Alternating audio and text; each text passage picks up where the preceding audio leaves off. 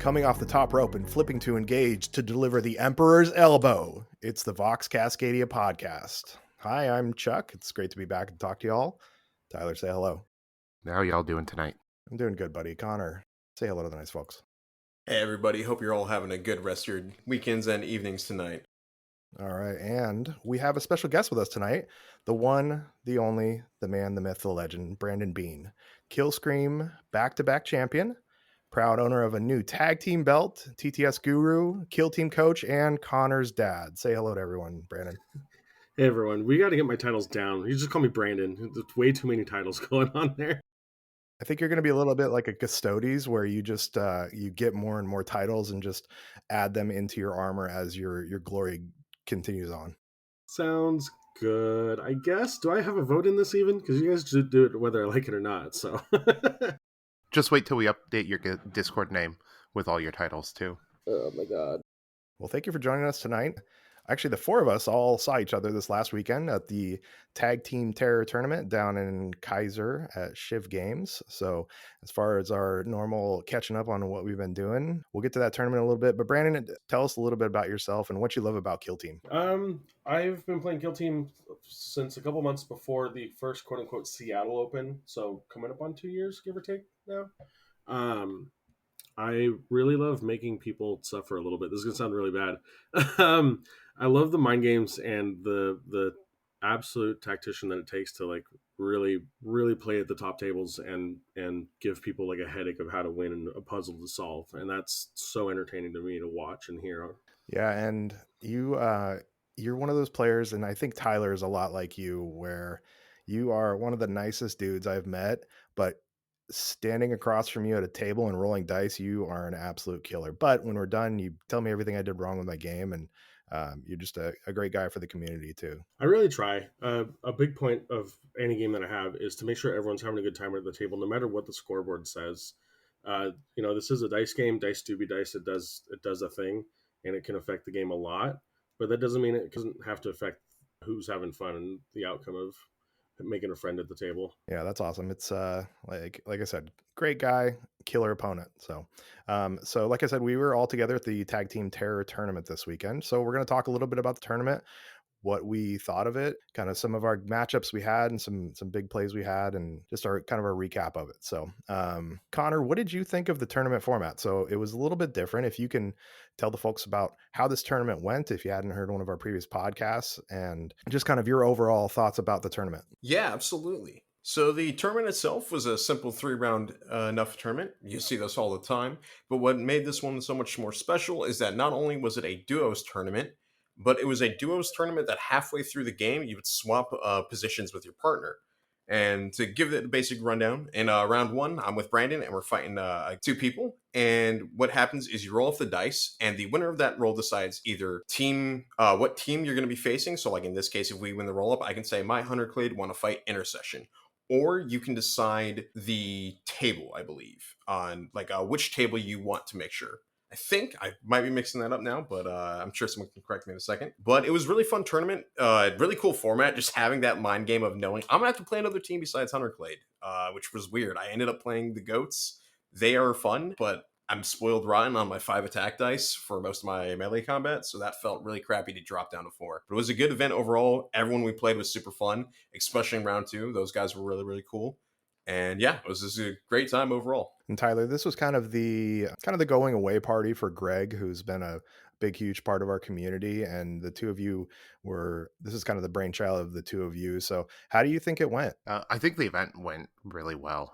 It was incredibly chaotic overall, and a lot of pressure once you got in the game. Played a lot of head games with you, having to play 2 rounds, or 2 turning points with the team, and then in a short amount of time discuss with your teammate their board state at the swap and give them your board state, and then quickly decide what you're doing in this new game to get through the remaining 2 rounds. The head games were just intense with it, I think. Yeah, it was that 5 minutes we had between turning point 2 and 3 was super important to kind of give your partner the board state and see what they were doing, and to set up plays or what you had going, or even just like what strat plays you used.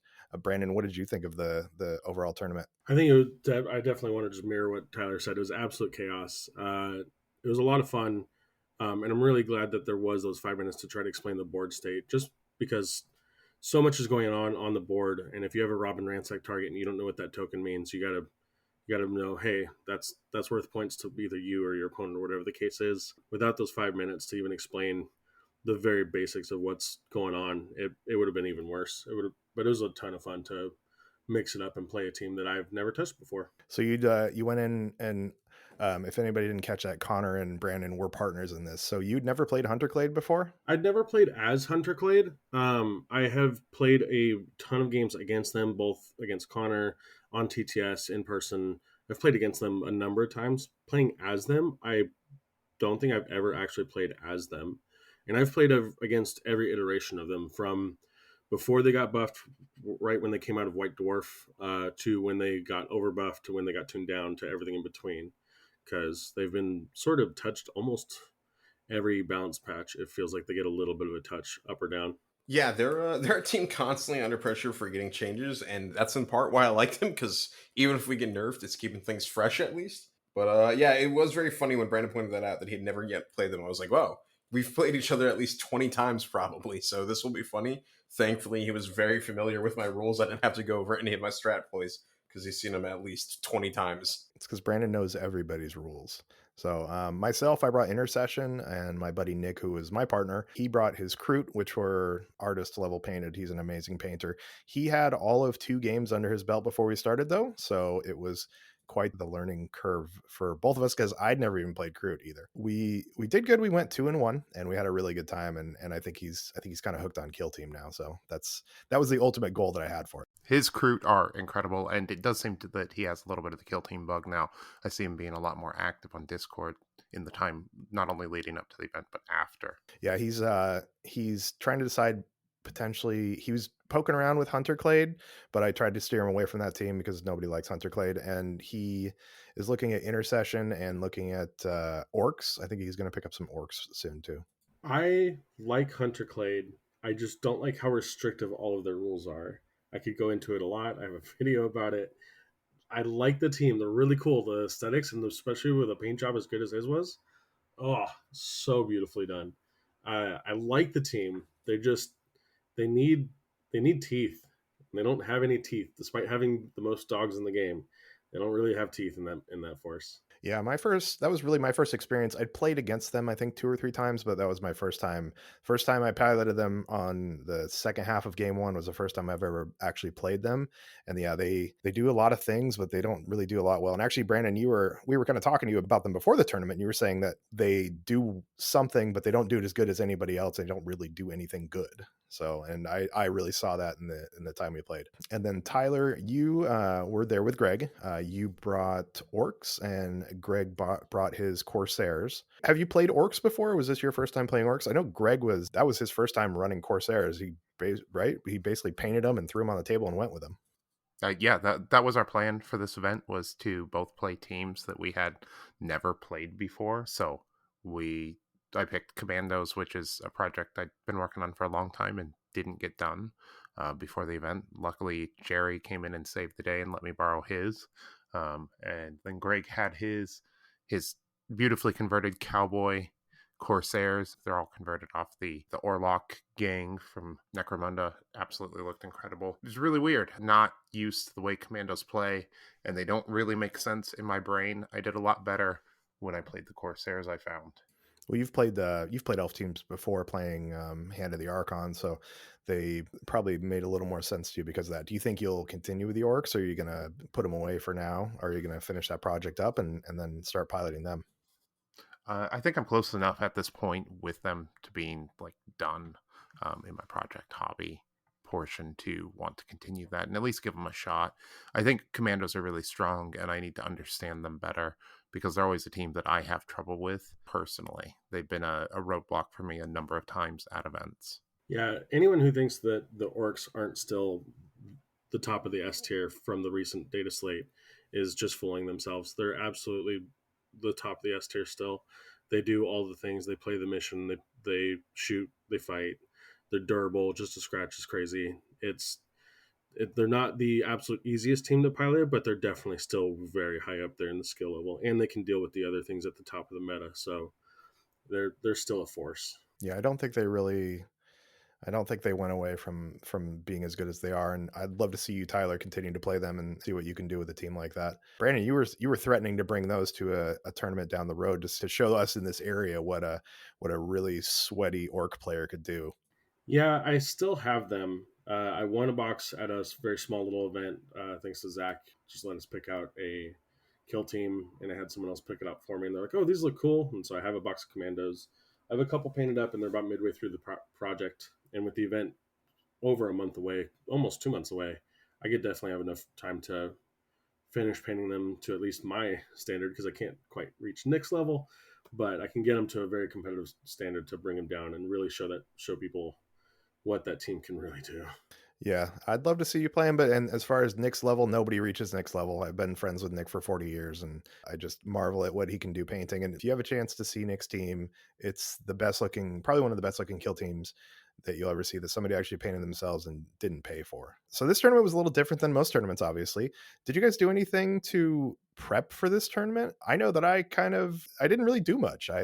Nick and I, the night before the tournament, we actually decided the morning before the tournament that we were actually even going to play.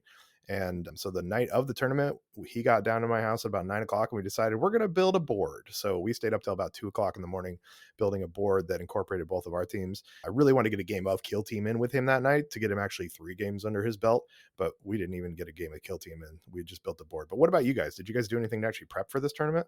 Yeah, so Connor and I had an almost 3 hour drive down, and in the week leading up to it, I was asking him what he feels comfortable running, because he's pretty much, is if anyone has listened to this podcast enough, he's very much a hunter clade main, and I dabble into a lot of different teams with a couple different things that I do on the side outside of playing at competitive events. So I wasn't really worried about what he was bringing. I just wanted him to be able to have a good time with whatever force I brought for his second half of the game.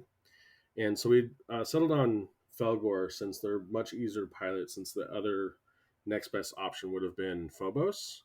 And the temptation was so real to bring Colts or Warp Coven and just absolutely give him a force that is super complex, just to troll him. But I resisted.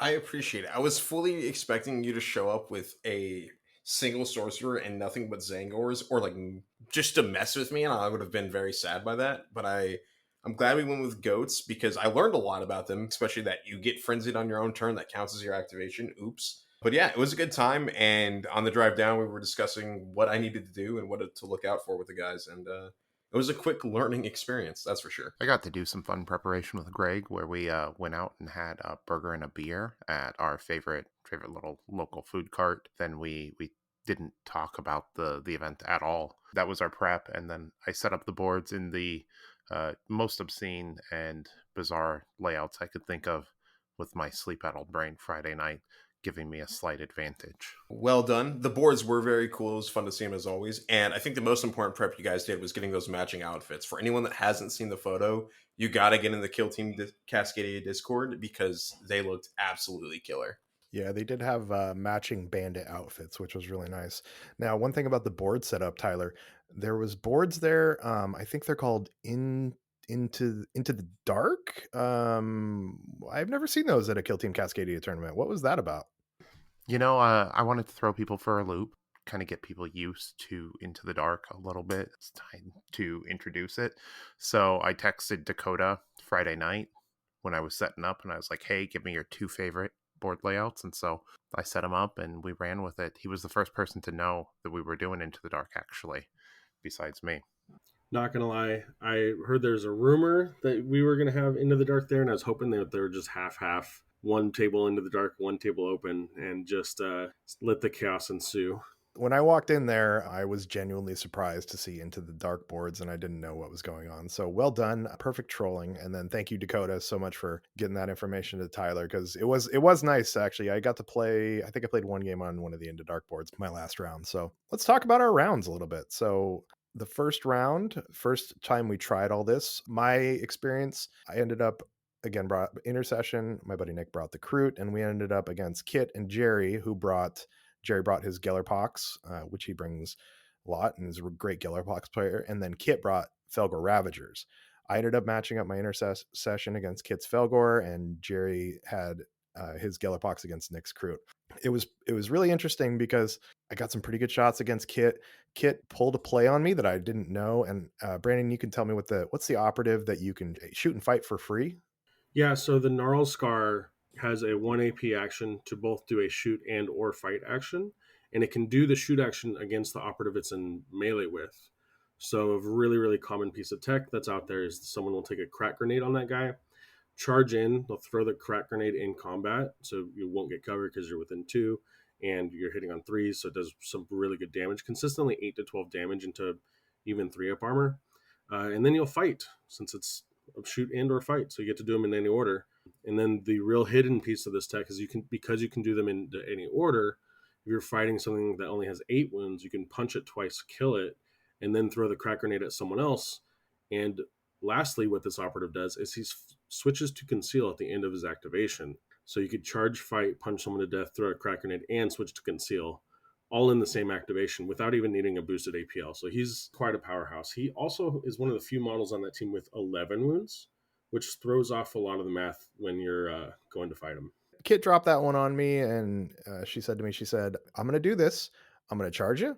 I'm going to fight you. And if you don't die, I'm going to shove a crack grenade in your mouth. And she did just that. And it was one of the moments I remember from the tournament, and that round. It was hilarious when she said she was going to, and she did that. So, gentlemen, what about you guys? What was some of your highlights of that first round? So my first round started against the Intergalactic Chaos Exterminators, and we started with 3 ties on our initiative roll right off the bat, letting us know kind of the pace of the game.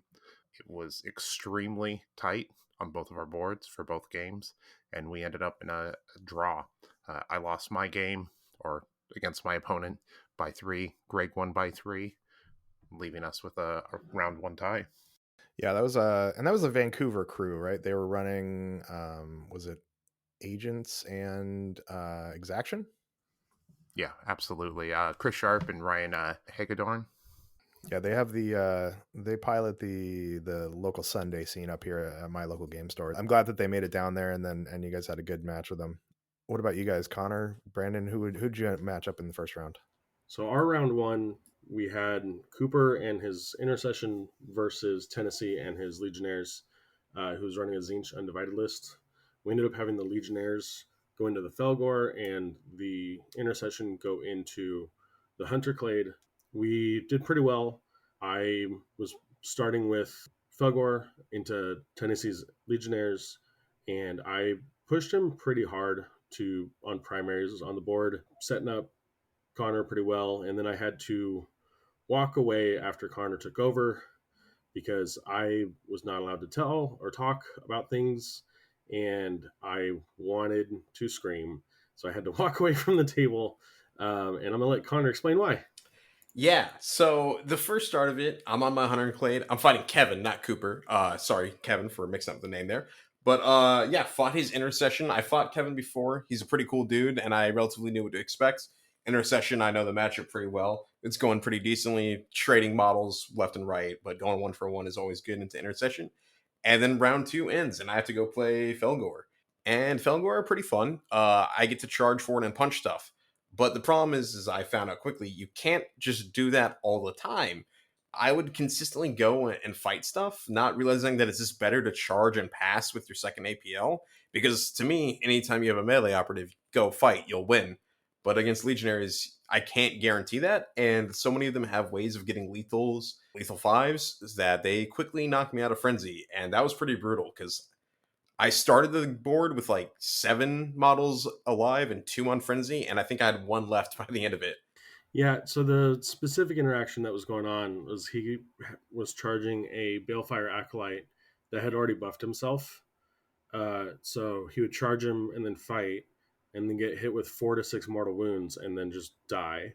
And he fed like 4 goats into the same operative before realizing, oh, I need to stop just feeding guys into this one guy on top of the Aspiring Champion doing work. They didn't take the Shrive Talon, which also perpetuates that problem, but it would have just been, it was just really hard to watch goat after goat after goat go into the same operative and just die after one hit. I heard the post game of that where you were saying, Connor, you just had to go and pass. I am not a coward that passes. If we are in a fight, I will fight you. At least in a tabletop, I would get my ass handed to me in any sort of real fight. So please only fight me on the tabletop and not IRL. And then this was also the game, Connor, that you lost one of Brandon's tokens, right? Yeah, we've already shouted out Dakota. So Dakota, again, if you want to hook me up with finding a way of getting a token, I searched everywhere for that thing, and I felt so bad. I do not know where it went. I owe Brandon a single or two concealed tokens because I searched up and down that store and I cannot find it. So it's only one token. There's another token that I found. So I'm still. It's just one. It's just the one actually. Now, that's not bad. That's better. So a little bit of redemption, but yeah, still one of the custom Kill Scream 2 tokens from the set that Brandon got from winning, but no big deal. Listen, man, I already feel terrible enough. You don't gotta keep bashing me in the head over this. I'm gonna go to bed crying. My favorite part about that is I didn't have to say anything about it at all. Every time Eric walked by to like check on board states as he does, like he would have to give just a jive every time he walked by. So like it was just like kicking Connor while he's down, and I just get to watch and entertain myself. It was great. I get to be the nice guy, not say anything, and just watch him suffer for losing this little itty bitty token. Loved it. Yeah, we love you, Connor, but we also love teasing you, so apologize for that. First round, Nick and I actually pulled out the win. Brandon and Connor, you guys pulled out the win, and Tyler, you got a tie. And then what about round 2? Tyler, let's talk about your matchups in round 2 first, because my matchup in round 2 was a couple of chumps. So Yeah, I got matched up into Sam and Cooper on Cruterpox, so it was Crute and Gellerpox. I believe took Commandos into the Crute and then the Corsairs into the Gellerpox. I started off on the Corsairs. Started off with into Sam, who was piloting them. Started off with some really aggressive moves early on. Put a lot of hurt on the team, but man, those Hulks can take a lot of punishment. I think it took all of my shooting round 1 to put a single Hulk down. yeah, those Hulks can take a ton of damage. I don't even try unless I got the firepower for them. I played against them with Casterkin one time and was able to take some down just because I had a great board. Sam's also a great guy. He's who I played at the Coast a couple weekends ago. If you guys heard a podcast previously, so and then you guys ended up pulling out a win in that one, right? Yeah, we did. We pulled it out once we swapped. I think that the board state for Commandos versus Crute was a little bit favorable there, and I was able to win, and so did Greg, and so we came out with a little bit of a lead overall. Yeah, I know that the team that you played to, also the partners you played against, had a first round bye because of mismatches on stuff too, I believe. So didn't have that warm up game too. So going into a little cold as well. Absolutely. I think they're both new with their teams also. I know Sam only has a couple games under his belt, and Cooper's one of our newer players down in the Salem Kaiser area. So for them to even put up the showing that they did was really incredible against two experienced players. Yeah, and I think Sam's going to be good. I've played a couple games against Sam now and starting to really figure it out, and I think has a really good mind for the game. My matchup in round 2 was against Brandon and Connor. So Nick and I ended up getting Brandon and Connor. I had to start off with the Crute. Connor, you guys won the roll off, and I think Brandon decided we were going to go Crute versus Felgor, and then Intercession versus Hunter Clade. I have a moment in the match that I saw. Do you guys have any moments that you remember from that match? So the biggest moment I had in that match was at the very start when we said what team was going to go against what team, and I looked across at Nick and realized that he is sub 5 games at this. This is going to be rough, and like I said before, I really try to make sure that my opponent's having a good time, no matter what the board state is.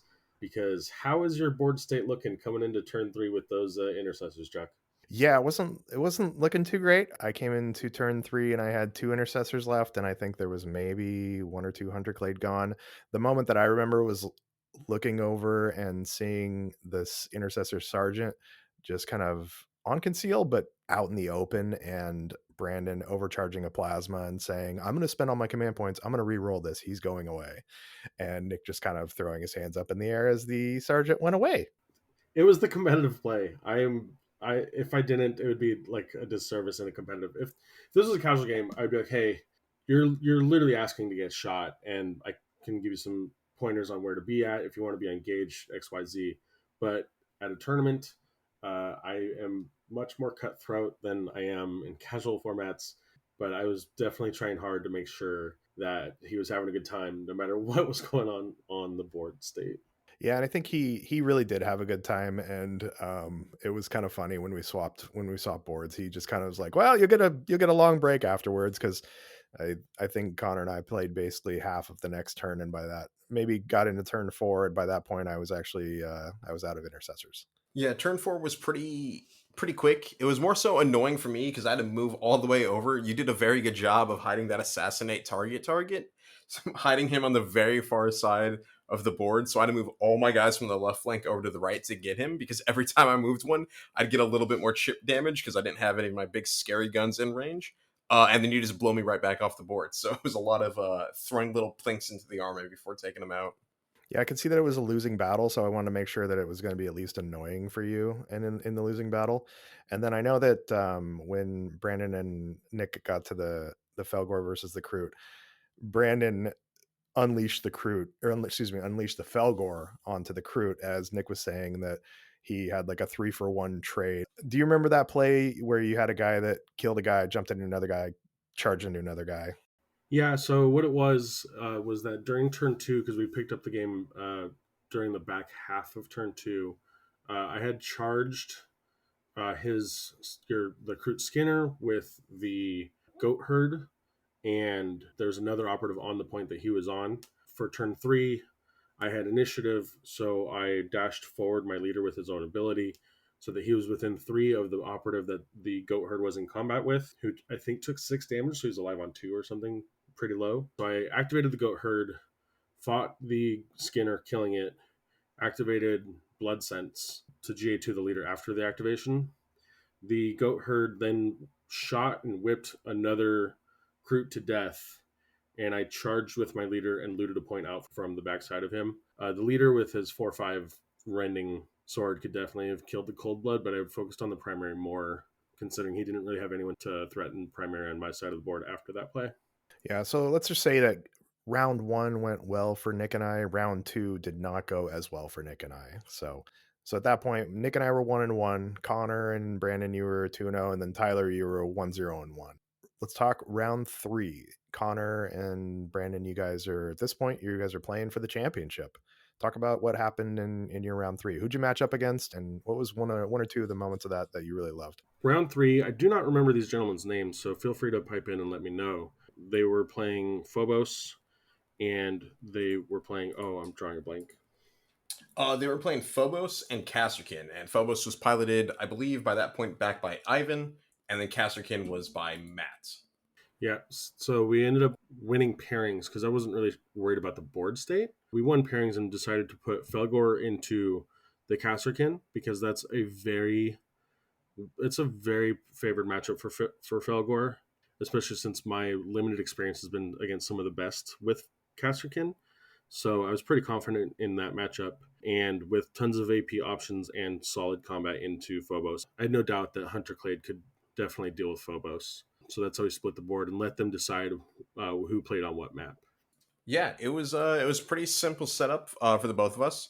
Thankfully, we were playing on secure at that point, and I was able to get a very, very lucky kill turn 1. We were playing on the corner deployments with a bit of a Morok board with a little bit of the light terrain from Octarius for my Hunter Clade into the Phobos. And I gotta say, first of all, cool way to set up the board. We put some of the light terrain on top of that big Morok landing pad. And I felt it made it a lot more usable as a piece of terrain, which was very cool because I see that terrain a lot. I like it a lot, but it's just not the greatest for Kill Team. My Plasma Gunner was able to move up onto it just barely to get line of sight on the Reaver Sergeant. And the Phobos mark target, I was like, I'm gonna probably take some damage. I might even lose my Plasma Gunner here, but this is a shot I gotta take. And he rolls the dice with the mark target, so normally hitting 2s, now on 3s. got a single 2, and everything else was 1s, and I lived. And then I overcharged my plasma, killed his Reaver Sergeant, and moved my 4 deploy infiltrator onto the point to steal it back, which was a very solid start to the game, with Headhunter 2 points in with the final activation of the turn. Yep. And then on my board, Felgor into Casterkin, he had used his Vox as his first activation in order to get his plasma gunner up onto advantage to be able to shoot anything at all. And I had chosen Recon and then kept him within 2 of an operative so that when my leader did the pregame dash, he was pretty much midway up the board, about 5.5 inches towards the mid board with long edge deployment. So the 3-inch deep deployment zone meant that I was pretty much mid board with him right from the get go with the Gnarl Scar. He had boosted his Meltaminer, and I paid a command point to get +1 inch and charge and kill him. And then threw a crack grenade, which flubbed, which was fine. But Caster can have this issue where if they're not exact with their APL management, they start to fall behind. And one superpower that the Felgor have is that they don't really fall behind in APL, even as they're losing assets, because they still want people to charge and fight. So even if you frenzy them, it's still an activation, it's still a charge fight that you get to do, and you just have your action monkeys go in behind them. So with it being secure, I 4-2'd him turn 1, kept 4-2. It was pretty much set up to keep 4-2 through the rest of the round. It sounds like you both played a pretty solid game on each board. My game ended up being into Sam and Cooper. It was my intercession versus Sam's Kroot, and then Nick's. Excuse me. Yeah. It was actually there was 2 Kroot in this. I forgot. When for some reason we didn't do Kroot v Kroot like the mirror match. I thought it would be a better matchup, but we ended up having Nick's Kroot versus the Gellerpox on Into the Dark, which was not a great matchup on that board.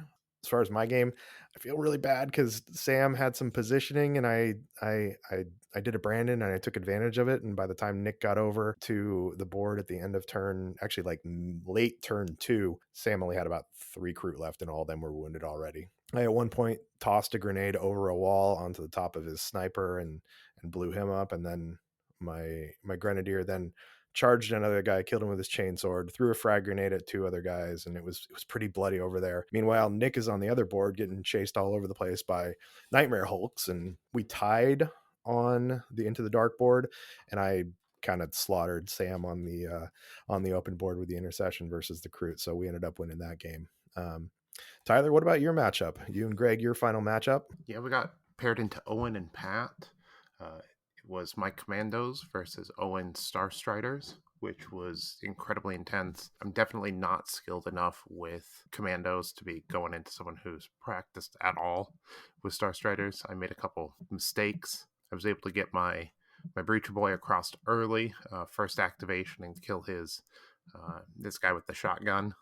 But he definitely put the hurt on me. However, when we swapped, Greg was playing his Corsairs into Warp Coven. I felt much more comfortable taking on an elite team with Corsairs and was able to push forward and take a victory there. And I think Greg also won on his too, feeling pretty good with Commandos, I think. Yeah, so final standings. Tyler, you guys went 2-0-1. Nick and I went 2-1. Branden and Connor, the winners at 3-0. So this was a tournament that had like our Kill Scream, had a little extra swag for the winners. What did you guys end up walking away with from this one?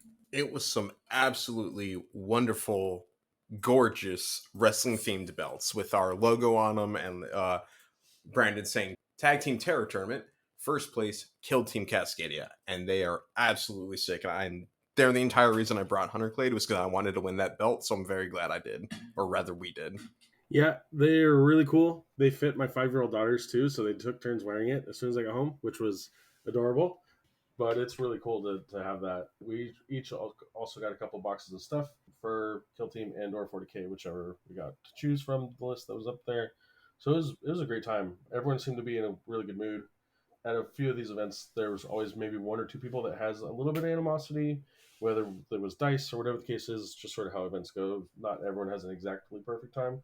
But this one had none of that. Everyone from top to bottom was in good spirits. At least I didn't see anyone that was even remotely negative about any of the experience. It was all a great time. Some really well painted stuff put together. I know we had one player playing GSC with the other with their partner playing 10 Gene Stealers, which is really cool to see their paint schemes match up. And Chuck, yours and Nick's board tied your two teams together really nicely. So it was really cool to see everything come together and everyone having a great time. Yeah, thank you. Like I said, we were up till about 2 o'clock in the morning working on that. And one of the things we did was we have very different bases on our guys and try and use the board to blend them together. So Nick and I did walk away with the hobby trophy for our board, but you mentioned the GSC and the Tyranid team, and that was Paige. Paige was up till about 5:30 in the morning. So gets the award for staying up the latest to paint the team, and Paige painted the whole team themselves, and they turned out awesome. Paige always finds some great colors. One time we even on the Discord page said, "Hey, give me 3 colors." We picked like yellow, teal, and like silver, and they painted up their vet guard that way. So I'm sure it was pretty close, but we did walk away with the hobby piece, which was awesome. And I think you talked about how there's no bad feelings or anything. I think there was something more relaxing about this tournament. At least I felt it compared to other tournaments. Normally, you go in and I'm really kind of stressed, kind of on edge, kind of worried about how the games are going to go. And maybe it was because I didn't have crazy high expectations because I knew that I was going to be playing a team half the time that I've never played. My partner's only played a few games, but I was just really calm the entire time. Even like after the first game, going to the second game and seeing how the second game was going, it was way less stress than most of our tournaments. And the stress in the other tournaments is a good competitive stress, but it was really relaxing almost to play Kill Team all day. Yeah, I had a lot of fun at this event also. It was definitely a lot different than your standard competitive event. There wasn't as much pressure overall. I felt like everyone was there just really to have a good time. Felt really like a large part of the close knit community was there. So it was all fun and games, really, for that day. Yeah, I think the amount of chaos that was going on there just made it so there's a little bit of nervousness at the top table. But once we got settled in, I think Connor and I both shook it pretty quick. It went very quickly. Everyone was having a great time. And the chaos of switching teams in the middle, where you're like, okay, that's a Robin Rancet guy. You're done with this. You got to do this, and watch out for he's got 3 APL over there, and you're trying to explain it in the middle of trying to understand things, and so it just added so much chaos that people were like, okay, I can't take this seriously and keep up with the chaos, so I'm just going to keep up with the chaos and have a good time. And everyone was having a blast, from what I could tell. Yeah, it was very different, and chaos was the name of the game that day, even if you were playing the Imperium. That 5 minute time, that still wasn't enough. There was still a lot of like I couldn't even communicate everything that I wanted to during that time, but I think that was part of the fun of it. So, and then Connor, what about you? What's your kind of like final thoughts on it, or what do you think of the overall tournament? Yeah, just definitely super fun. It was super chaotic, as we've said. It was just really a good, enjoyable time. Seeing a bunch of the cool like combinations people came up with for teams was pretty neat as well. Like we mentioned, Paige's like having the two thematic teams together was really neat. I appreciated your board because you put a little Vanguard Skitari helmet on it. So thank you for including my AdMech, even if it's just a beheaded guy. It was just a great time overall. And I'm excited for the next time. Who knows when, but like some other weird format tournaments. They're always kind of fun to throw in like once or twice a year. They're always just a good time. Yeah, we kind of expect our next weird format tournament to be probably after Tacoma or Kill Scream there. And speaking of future events, one thing to note is that this is just our first belt we're giving out. Future events, depending on how many people are there and how large the event is, may get an even larger belt. I know Kill Scream is going to have a pretty big one. Yeah, I think the belts were a really nice touch. They really added to the flavor of this whole season, which is wrestling for Kill Team Cascadia. So the final standings, we had Beans and Bots, which is Brandon and Connor in first place. Rowdy Wrestling Rustlers, which is Tyler and Greg in second. The Intergalactic Chaos Exterminators, the Vancouver crew, was in third. Small Soldiers, who ended up on the final table with Brandon and Connor, ended up in fourth. And myself as Shirty and Nerdy, my buddy is Shirty, I'm Nerdy apparently. Tyler picked the name for us because I couldn't figure out one. We ended up in fifth. So it was just a great and fun tournament. I can't wait to see what we figure out next. And I'd like to do the tag team tournament again. I think we can refine it a little bit, and I think it can kind of be a staple on our yearly schedule. Yeah, I agree with that. I would like to see it come back and evolve the format a little bit. I want us to, we're focused on competition as a group out here, but I want it to always be fun, and I want there to be weird and interesting events that pull people out and put them out of their comfort zone with, the standard format.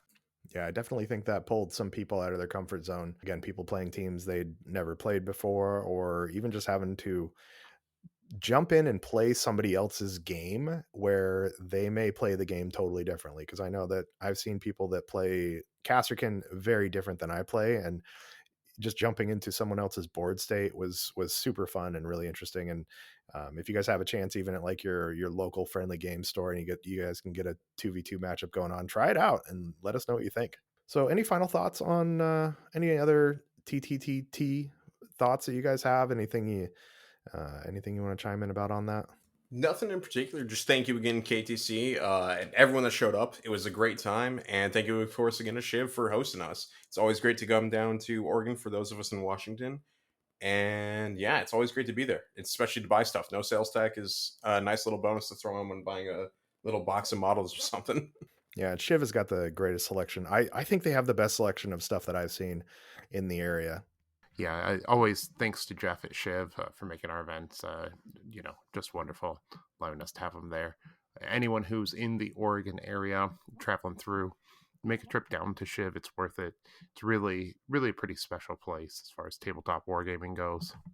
Yeah, that was the first time I'd been to Shiv since they got the new back room area, actually, too. And actually, I'd been there once, but I hadn't been into the back room area. The back room, the play area is super nice now, too. Just a totally dedicated space to gaming, which is it's just great to see. It's not on the sales floor anymore where all the stuff is. So you've got a nice shopping environment too, while other people are. You get the sweaty nerds out of the store. I was trying really hard not to scream at round one. I was trying so hard not to scream. Well, you screamed at Connor between rounds, but you made it. I guess that's not round one. That's between rounds. I barely made it. I made it. It's all right. It's okay.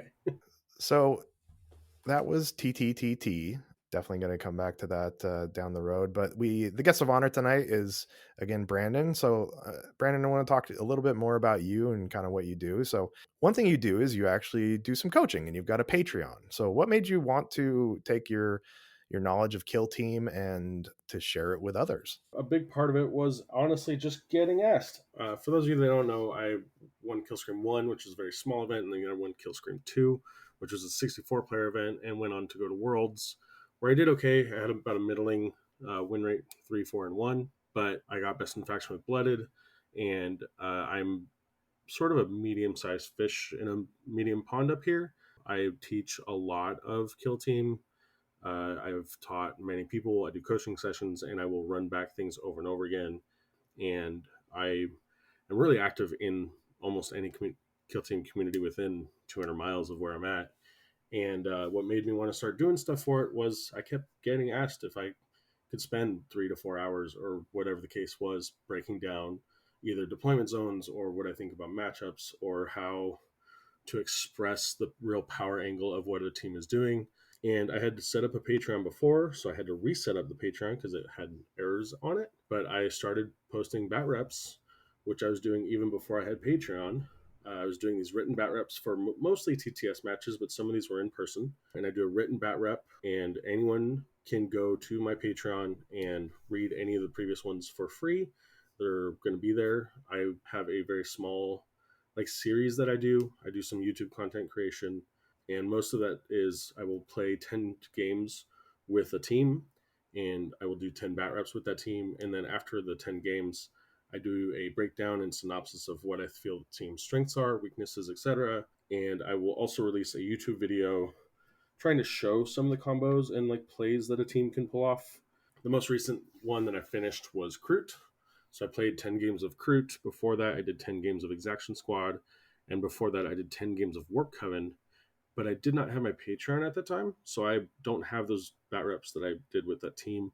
There's a video with a synopsis of it that's a little dated now, but for the most part, it stands up. So I've been doing some of this just consistently as I play the game. The bat reps are written so it doesn't just slam people of having to watch or hear my voice or whatever the case is. And anyone that wants to see how a matchup goes with the team or has interest in a team, they can do that. And the teams get chosen by a combination of community votes with KTC and my patrons who get extra votes depending on what they want to see. Yeah, I know the Kroot one was one that Nick and I watched. Didn't watch it well enough, apparently, as you beat us down when we were playing them. But so you play 10 games with the team. When you're starting a team for the first time, what's your method to really discover that team and figure them out? Firstly, it's normally not a dry run with a team. Right now I'm playing scouts, which is probably the closest thing to a dry run. And what I mean by that is I didn't have any experience with scouts before I started playing scouts because they just weren't out yet. And it so happened that when Kroot ended, we knew scouts were coming out. So I put up the vote, scouts won the vote. So I ended up playing as scouts before I played against them. Any other team I had at least faced once or twice, so I have a general feel for what they're trying to do. And I'll look at the team and I'll look at their rules, double check what archetypes they take, which is something I actually failed to do with the Kroot, and see how good they are at performing those said archetypes. So, for example, scouts have recon and an infiltrate, and frankly, they are quite bad at doing recon and infiltrate. And then I look at the damage output to see where their damage brackets lie. They have 4/4 shotguns, which is pretty nice. No AP sort of hurts, but that's okay. It's sort of something you need to combo together. And then I'll check out their strat ploys and tactical ploys to make sure I'm running them right. And that is something else that I really enjoy about doing the written bat reps, is that I will release them. There's a couple of people that let me put them on the Discord just wherever I want. So like shout out to Shane from Command Point. He literally just lets me post the written bat rep in the faction section of his Discord so that everyone can see it and read it that's playing that faction and has interest in it. And I play the game, and if I'm making a mistake, people call me out on it, and so I can fix it later on. For example, when I was playing Exaction Squad, I tried to vox the dog so that the dog could charge, bite someone, and then fight, and you can't vox the dog. Thanks for the call out. And this way I start getting the rules correct, which is also why I had such a problem with Kroot, because they have good things they can do, and then they have detriments to what they can do. And if you want to hear my rant about that, check out my video. Yeah, I heard it in person, and it's worth listening to that, especially if you want to play the Kroot. Which I had fun with the Kroot. Think I'm gonna I don't think I'm gonna pick him up. One, because I could never paint him as good as Nick could, but two, I'm looking other ways too. So, gentlemen, what questions do you have for Branden? It's your chance to pick his brain and get it on tape too, so you can actually remember it later. Mostly just now to get ready to fight them in person. But what's the next team you're thinking of building physically? I heard there were rumors of Wormblade. Can you confirm? So I got Neophyte Hybrids as part of the prize pool at the tag team tournament, and I've been looking at Wormblade since the balanced data slate dropped. I think they have a lot of interesting tools, and they play the mission a little bit better than Blooded, since they have just enough movement shenanigans to make them be able to compete at that level. I still think they're not quite S tier, probably bottom of A, top of B, but they definitely have some potential play. I'm not sure what the extent of that team is, and I was sort of hoping they were going to win the next 10 games as series so I could really go deeper and find out. I have like 3 games as them, but in the meantime, I have some Warcry models that I've converted into the characters, and so I will be building that team. I don't know if it's going to be the next team I complete, mostly because I have the Commandos at 2 out of 11 models complete already, and they're already about 70% of the way there. So I just need to finish them up, and that'll probably be the next team I complete. And then with whatever time is left, we'll see what happens before the Night Lords drop. And although I don't think I'm going to be a Night Lords main, because elites are struggling pretty hard in the meta, just in general, I really found that hobby-wise, I like having projects that I can complete. Something that once I do it, it's done. And between the box of Chosen, the box of Legionnaires, and the box of Night Lords, I'll be able to create a full roster, and I will probably end up painting them up very quickly and finishing that team very quickly. So I pretty much just have one team before that drops, and then I'll do my Night Lords, since I am a huge Night Lords fanboy, and see where that takes me. Do you have anything you want to see from their rules, or anything that you think they might have? I'm really unsure. They already have a lot of the aspects that I would want to see from Night Lords in other ways. So, for example, like Phobos can already forward deploy 4 inches or move 4, whichever the case is. And I think if you had a sneaky gitted Night Lords, that would be a real terror for a lot of people, because that big boy charging turn 1 into 80% of the teams that are out there just kills half a team. The possibility that's really nutty. And the only reason why I'm bringing that up is because it's lore accurate. Of all the Marine chapters out there, it's either Alpha Legion or Night Lords that are going to be in your ranks from the get-go. So we'll see what they do with that. I'm really hoping that the team is unique enough from Legionnaires to stand on its own, which I know is a big question a lot of players have and concerns a lot of us have. I know Tyler's a big Night Lords guy as well, part of why we get along so well. So what do you think, Tyler? Yeah, I'm really excited for Night Lords theoretically. Like you said, the elites are really struggling at the moment. They were first to the wall, so I would like to see them forward deploy there, or have something that keeps them a little more safe from being shot. Super obscure is something that's been bounced around a little bit, or maybe some charge from conceal. Well, hopefully we'll find out soon. Every Sunday morning at 10 a.m., I look at my email to see what's coming out. And for the last few weeks, every Sunday morning at 10 a.m., I'm disappointed because it's something else for a game that I'm not playing. Yeah, I feel like they teased a little bit of Nightmare stuff like 2-3 weeks ago, and then didn't really give us anything from it. I want it to come out already. Yeah, I keep getting asked about the Night Lords too, and I'm like, guys, I don't hear anything from GW. Like, I don't have any sort of insight on that, but I'm really hoping for it. We'll see what comes out. I thought that by like going to the World Championships, you had like a permanent in, and then they got to tell you all the little things, and you got to find out first. But you've like signed a blood pact, and I don't know. I wasn't at Worlds, so you tell me how it works. We got to see the Night Lords get released before the announcement on that Sunday, which was really cool. The other thing is I made a couple friends there. Like, that's one of the biggest thing about Worlds is you're making friends from across the country. Like, I know there's a point where Ace and I were chatting, and I got picked up on stream, and the stream guys pretty much had to like push us off screen so we weren't getting picked up on the mics. And we're like, well, all right, we'll continue our conversation over here. Our bad. And just being able to make friends with everyone around was such a great time. Like, I even made friends with a couple of GW employees. I know Ben and I and Travis all had drinks and stuff, and a couple other people were all joining in. So there's like Worlds is such a unique experience. It was great. Yeah, I would have really liked to go, except somebody had to destroy me in the final game of Killscream 2. Not salty at all, though. That guy's a jerk. For those of you That's okay. that don't know, it was me and Chuck in the finals. Just so you know. Yeah. One of the guys that keeps asking me about chaos teams, I have a coaching session with coming up next week, and I keep telling him I don't have any inside information, man. He wants to try to learn blooded, and I think I can teach him pretty well, but we'll see where we're at with that. I will tell you that the closest thing to Christmas for me that happens like 4 times a year is when the pre-sale announcement happens, and then the following Saturday, when right before the pre-sale, all the influencers can release all their YouTube videos and stuff, and then we can break it all down in the Discord. That's like my favorite time of year now, is when the new Kill Team rules start to come out. That morning of when the new rules or something happens, Discord is so active. You wake up and there's like 200, 300 messages at 6:30 a.m. and you're like, what's going on here? It's going to be bad if/when they ever announce a new AdMech team. You guys are going to hear my joy like through your walls somehow. It's going to come out of the phone. I'm just going to mute you in Discord. It's fine. It'll be okay. I'll just wait like a week. Especially since I wake up pretty late comparatively to most people. I'll wake up at 10 or 11 depending on what's going on. And when there's new Kill Team rules, I get pinged all over the place between KTC and the locals. I'm in messages. I'm like, all right, I got 3 hours of emails to respond to, but it's just Discord. Yeah, I can only imagine what it's like when I don't get pinged for that because I don't know any of the rules anyways. So I can only imagine what it's like for you. I know that I bug you when I need stuff too. So one thing I want to talk about is you mentioned coaching. So how does a coaching session with Branden Bean work? So it depends on where you're at with the game and what you're trying to do. So this won't be my first coaching session. I've done a couple of them. Pretty much just contact me and schedule it if you're interested.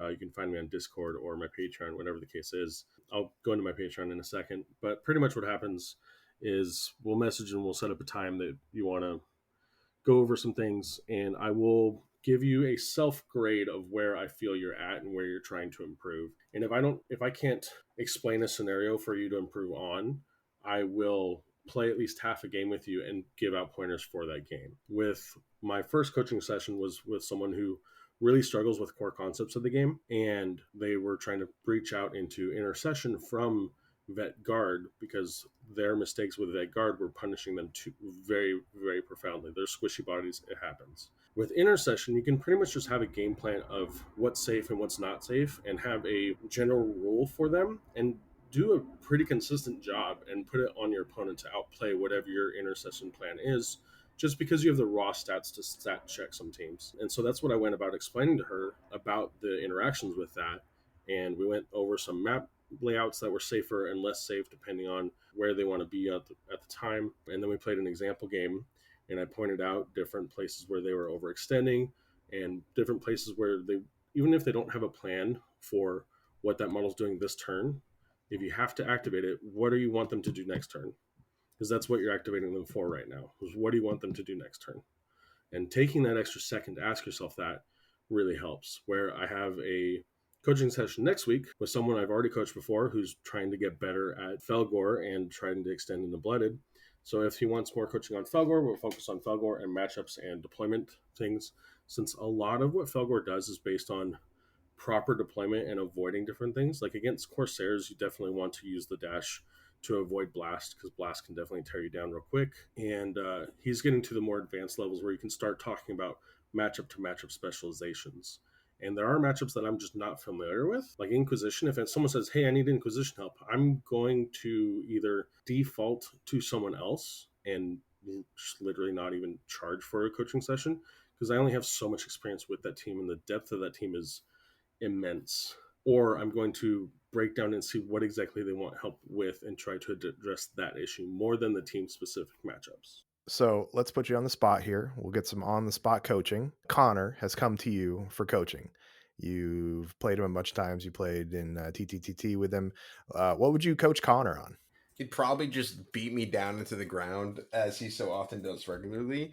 Branden, thankfully, the reason I am entirely good at this game, or at least even passable, is because Branden has beat me down into the ground enough times that it has forced me to adapt. So with Connor specifically, we've had games and times where he's like, hey, I want to get better with my deployment. I want to get better with my setup. I want to get better with whatever the case is. And depending on what our mode is, I can show him where he's being too aggressive, because that is Connor's biggest weakness, is that he's over aggressive with different things. And as a very clear example, this is before I even was offering coaching sessions of anything. We were doing some breakdown deployments. It was on TTS, and I used commandos as an example. And we did like 3 different deployments, and I punished him 3 different times. And then I switched teams and did it 3 more times. And his tendency to go for the kill, like round 1 of TTTT, is what bites him more often than not. And so teaching him that he needs to hone that aggressiveness into a measured aggression, and he has done so much better in those games. And I can tell when he's actually measuring his aggression and when he's just going for the throat. Yeah, that's great. I love that breakdown. And folks, you hear it from Branden. There's kind of the analytics you can get with a coaching session from Mr. Branden Bean. It is person to person, and I don't have like a set price for coaching. I have on my Patreon, I have 2 different tiers. I have a $3 tier if you just want to help support and get access to the additional tournament bat reps that I do. I'm not doing one for TTTT because it's not a competitive format to really do a proper breakdown. Trying to explain a board state and then my moves on that board state mid game is next to impossible, because I don't know what happened turn 1 and 2. But for like my CPTS games, I'm doing the command point tournament circuit right now, where I had the TOs pretty much pick whatever least represented faction is there, and I'm playing that team. So I'm playing Colts in that. I just had my 3rd game today, so I'm 3-0 right now. And I'll do a breakdown, and that'll be on part of my Patreon specific content, is to read that bat rep. And then if you want to sign up for the $10 coaching tier, you can contact me pretty much anytime. And if you want a coaching session once a month, we'll set up a time and we'll break down an hour, even if it's on TTS, in person, whatever the case is, whatever's easiest to get you a little bit better at the game, and I'll do whatever I can for you. Yeah, and we will have we'll have links for your Patreon in the show notes here, and then you can also find them on Kill Team Cascadia Discord. KillTeamCascadia.com is the easiest way to get there.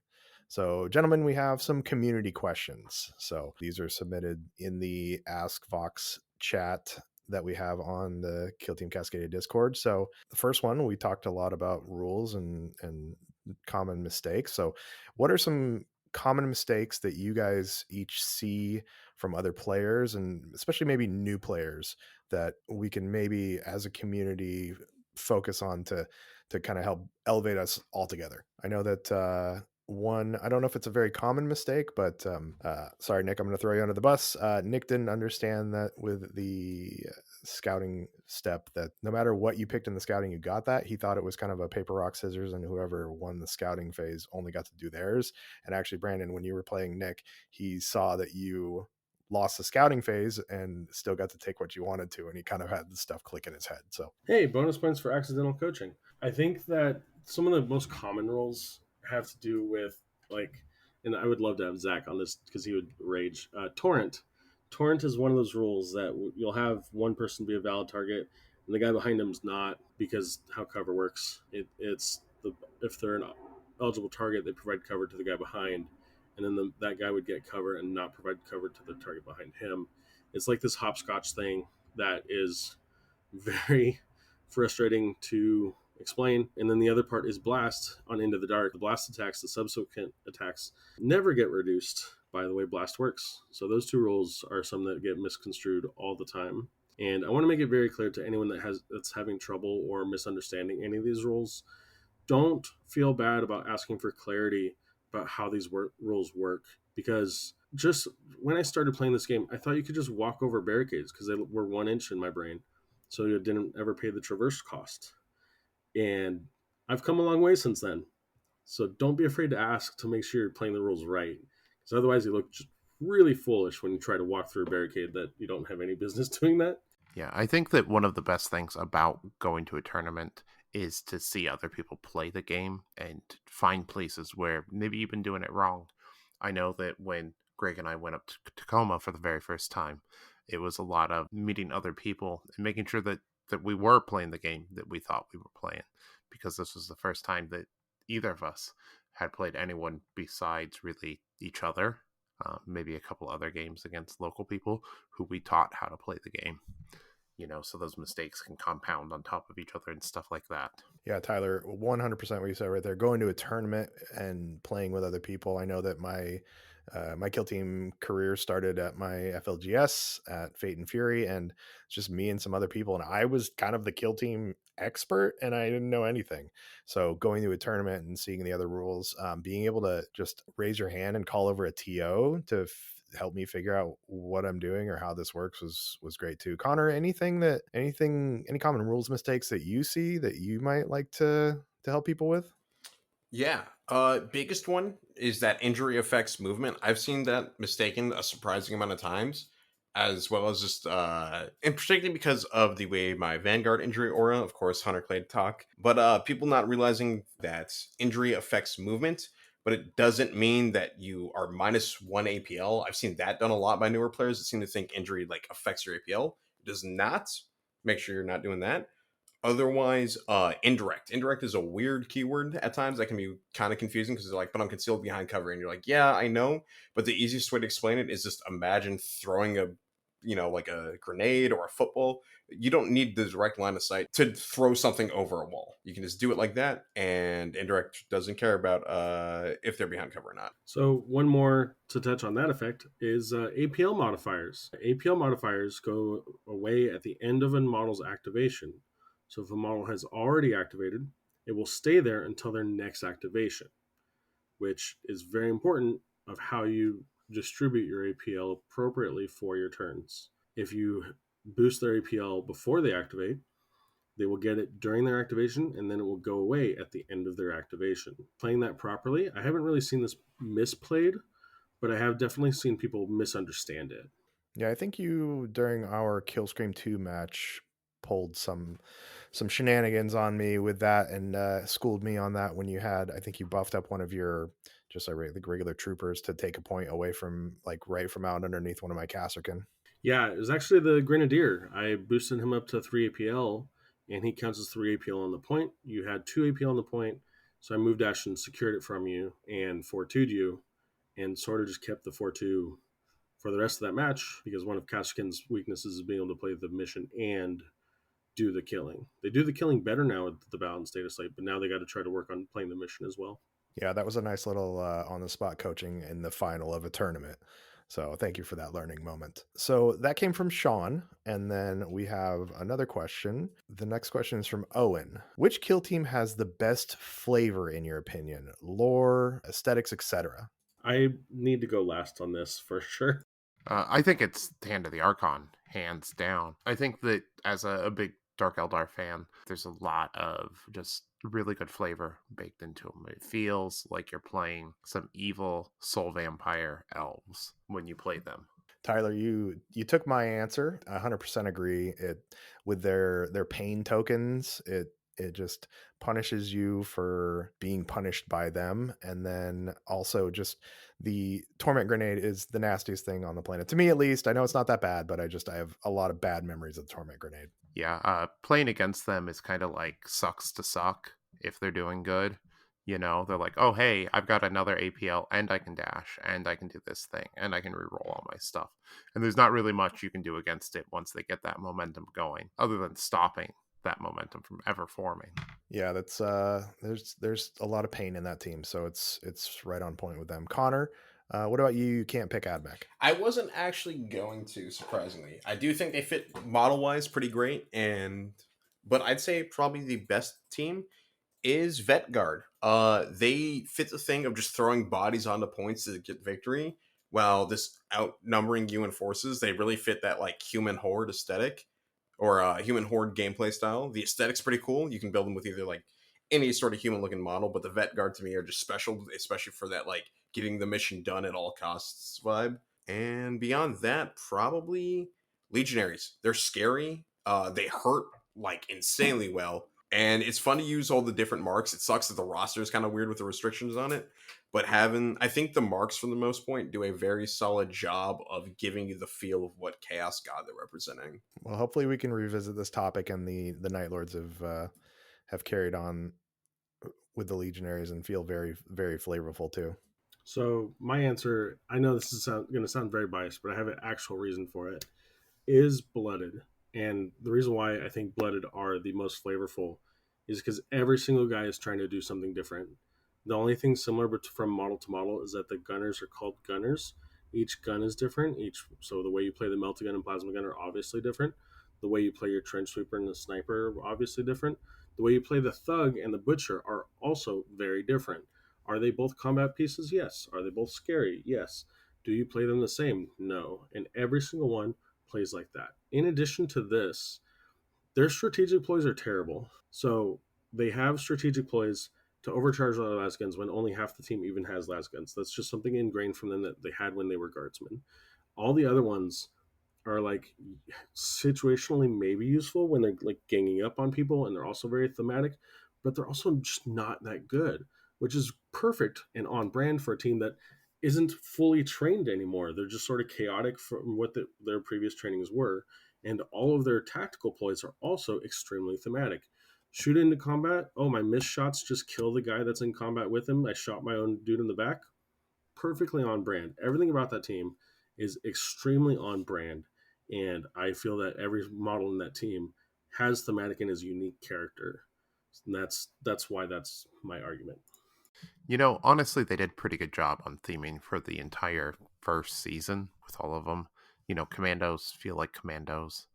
Vet Guard feel like Vet Guard. You'd think they would. Pathfinders are absolutely devastating in shooting, like they would be. Novitiates are incredibly themed also. They really nailed that. You know, one team that I think is really close, but just needs a little bit of a buff, I think, is Exaction Squad. If they could arrest more than two models in the game, like I think they can only do 7 wounds and one guy can do maybe 8 wounds. If they could do a little bit more arresting with their ability to shoot into combat and like the riot shields and stuff, I think that they're pretty good thematically too. Yeah, they're definitely some of the best like models in terms of thematic. You just look at them, it's like these are clearly badass cops or badass like space SWAT teams. Very Judge Dredd vibes to them, which is awesome.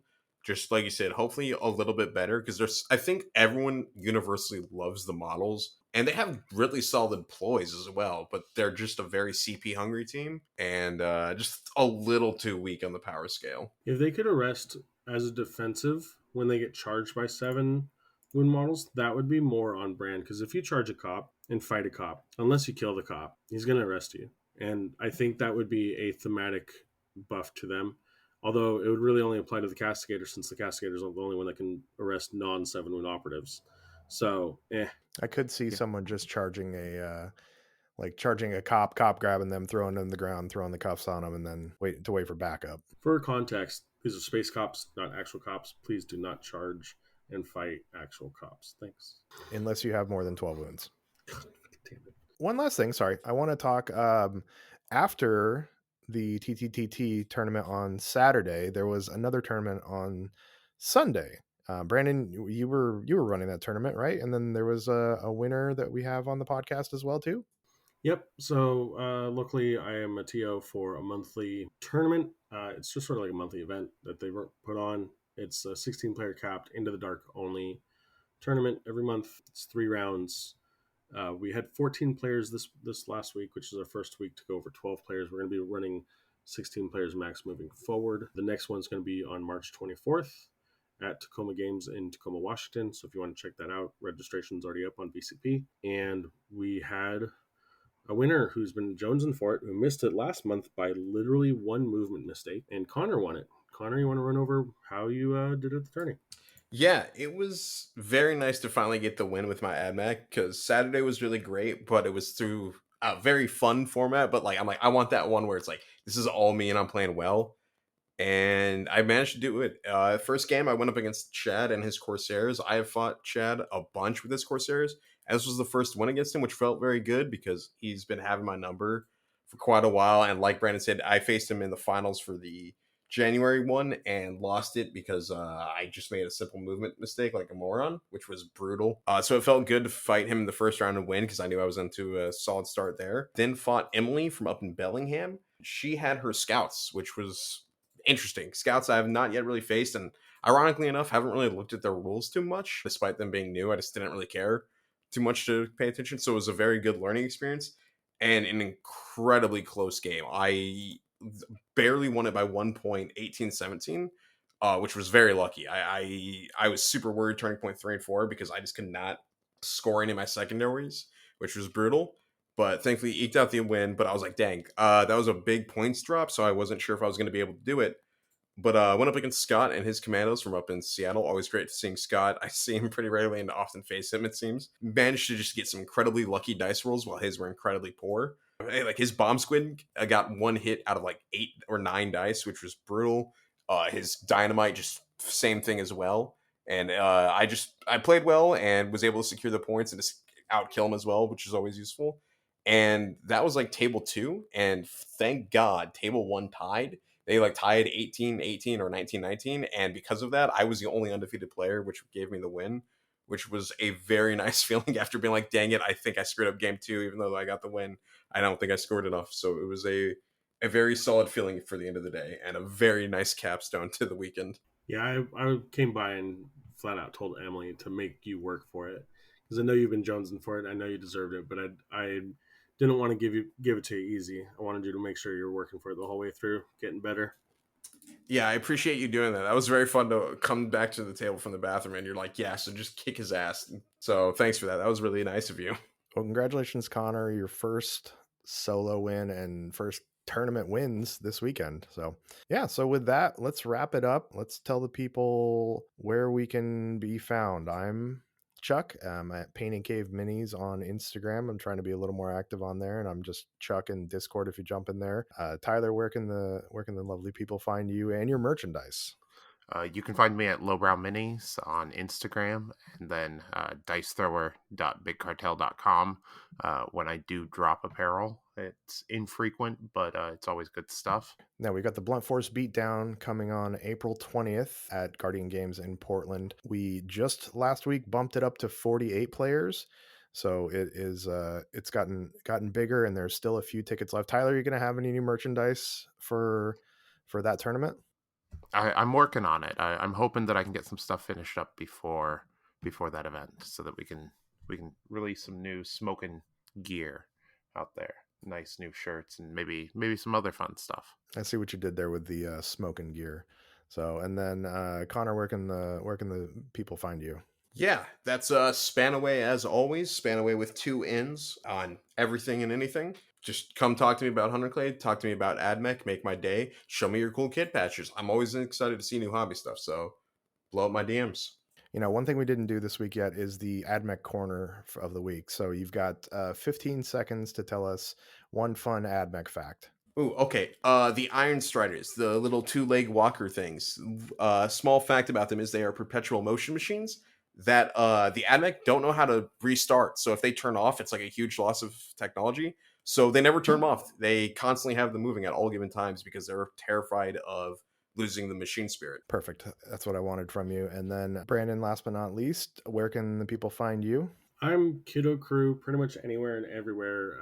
A small YouTube channel, Kiddo Crew, KID0KREW. My Patreon is Kiddo Crew Gaming. So you can find all my bat reps and stuff over there. On Discord, I'm just Kiddo Crew.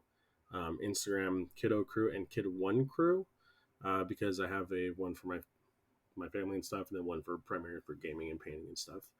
But you can find me anywhere, and reach out to me if you have any questions. I'm always open. Well, we appreciate you coming on the show, and we'll definitely have links for all your stuff in the show notes. And again, killteamcascadia.com is where you can find us, where you can find links to sign up for our tournaments, and where you can come and talk shit to Connor about the AdMech and how you're never going to play the AdMech either. Okay, come on, man. Also, I just realized we mentioned in the beginning, Brandon is not actually my father. We said that in the beginning. I figured we should just probably cover that. He's just a guy that has taught me to play Kill Team, so I call him Kill Team Dad, much to his jargon. It's your actual father. You've been adopted now. He's your daddy. My favorite part is that Connor's wife came up to me and was like, "Oh, you're the one that adopted him." Like those were her first words to me. Not "Hi, how are you doing?" Just, "Oh, you're the one that adopted him." Yeah, kind of. Adult adoptions are coming back into style, so let's run with it. I mean, if somebody could adopt me, that'd be great too. So, but Connor, at least you found your Kill Team daddy. So, why do you got to phrase it with daddy? That adds so much more, I don't know, worseness to it. I'm just telling it like it is. I hate you.